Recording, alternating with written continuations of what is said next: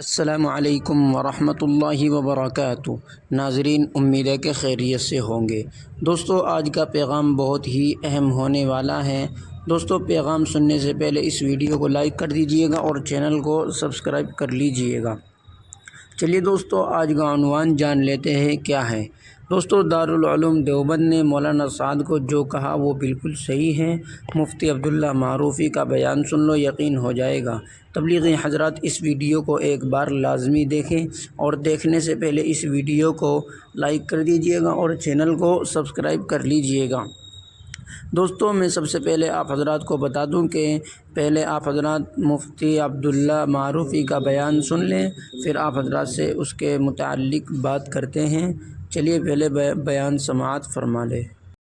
دارالعلوم دیوبند نے اگر کہا وہ غلط ہے تو غلط ہے، غلط ہے، غلط ہے، اس کو ماننا پڑے گا۔ اب اگر وہ اس سے رجوع کرتا ہے یہ اس کا کام ہے، اصلاح کر لیتا ہے یہ اس کا کام ہے۔ اگر وہ اصلاح کر لیتا ہے یہ اس کی عین سعادت مندی کی بات ہے، لیکن ہمارے علم میں کوئی رجوع نہیں ہے۔ اس کام کے اندر بھی زمانے کے تغیرات کی بنیاد پر یا کسی بھی نہ کسی وجہ سے اس کام کے طریقہ کار میں بھی کچھ نہ کچھ گڑبڑیاں ہوئی۔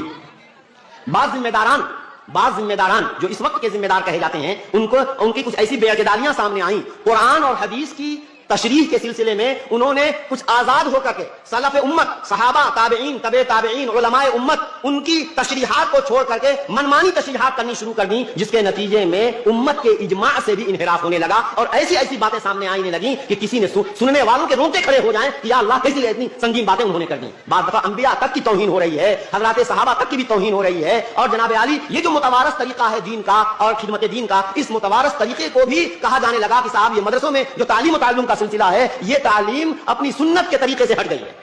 عجیب و غریب انداز سے باتیں کی جانے لگی ہیں۔ اسی بنیاد پر بعض بڑی غلطیاں، جب بہت سی بڑی غلطیاں لکھ کر کے دارالعلوم دیوبند میں بھیجا گیا تو دارالعلوم دیوبند کے بڑے اساتذہ مفتیان کرام نے تو یہ ہمارا اپنا کام تھا، ہمارے بزرگوں کا لگایا ہوا یہ چمن تھا، ہمارے بزرگوں کا لگایا ہوا یہ شجر تھا، اس میں اگر دیمک لگ رہی ہے تو ہماری ذمہ داری ہے کہ ہم اس دیمک کو کھرچ کر کے پھینک دیں تاکہ بقیہ درخت جو ہے وہ تر و تازہ رہے، ایسا نہ ہو کہ وہ پورا درخت جو ہے وہ دیمک کھا جائے۔ چنانچہ دارالعلوم دیوبند کے اساتذہ نے اس وقت تفصیلی موقف ظاہر فرمایا کہ جو شخص ان باتوں کا قائل ہے وہ شخص جو ہے وہ کیا نام ہے کہ یہ اہل سنت والجماعت کے طریقے سے ہٹی ہوئی ہے۔ باقاعدہ اس کا اہل سنت والجماعت کے طریقے سے انحراف منحرف ہونا اس کو واضح کیا گیا اور اس کو باقاعدہ عام کیا گیا۔ اب اس کے بعد کچھ ہمارے بھائی کہتے ہیں کہ وہ تو حضرت نے رجوع کر لیا تھا۔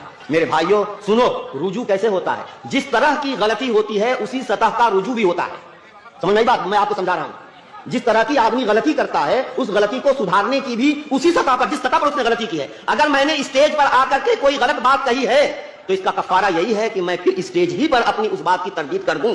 یہی ہمارے اکابر کا طریقہ رہا ہے۔ میرے بھائیوں یہ دیکھیے، یہ دارالعلوم دیوبند اس کو اپنا کام سمجھتا ہے، اور دارالعلوم دیوبند کا کام تھا کہ بھائی ہم صحیح بات بتا دیں، اب کوئی مانے نہ مانے یہ اس کا کام ہے۔ زبردستی کسی سے منوایا نہیں جائے گا، حکم شرعی بیان کر دیا جائے گا، مخاطب کی غلطی واضح کر دی جائے گی، صحیح بات کیا ہے وہ بیان کر دیا جائے گا۔ تو دوستو، آپ حضرات اس بیان سے کیا سمجھے؟ کمنٹس باکس میں اپنی پیاری سی رائے ضرور دیجیے گا۔ دوستو، بہت سے لوگوں کے یہ کمنٹس کرتے ہیں میرے ویڈیو کے اوپر کہ آپ حضرات جو ہے تبلیغی جماعت کی مخالفت کرتے ہیں، آپ حضرات تبلیغی جماعت کے خلاف ہیں۔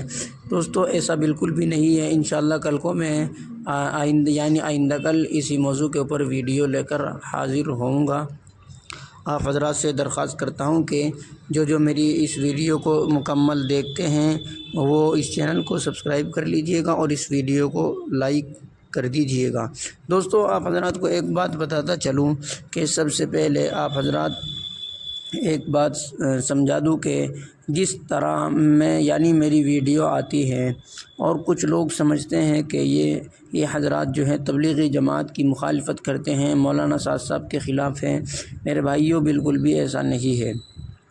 دوستو، بس یہ ہے کہ جو مولانا سعد صاحب کی باتیں ہیں، جو اس کام کے اندر جو غلو ہو رہا ہے، جو بدعات کو فالو کیا جا رہا ہے، ہمارا کام یہ ہے کہ ان میں وہ چیزیں ختم ہو جائے، بس اور کچھ ہمارا مقصد نہیں ہے، صرف اور صرف یہی مقصد ہمارا ہے۔